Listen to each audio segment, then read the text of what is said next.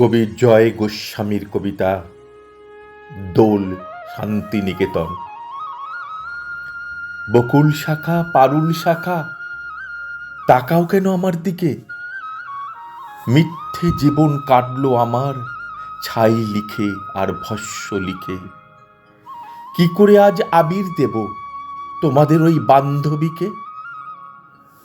শান্ত বলে জানতে আমায়, কলঙ্কহীন শুদ্ধ বলে, কিন্তু আমি নরক থেকে সাঁতরে এলাম। হঠাৎ তোমায় দেখতে পেলাম বালিকাদের গানের দলে। সত্যি কিছু লুকোচ্ছি না, প্রাচীন তপবনের ধারে তোমার বাড়ি।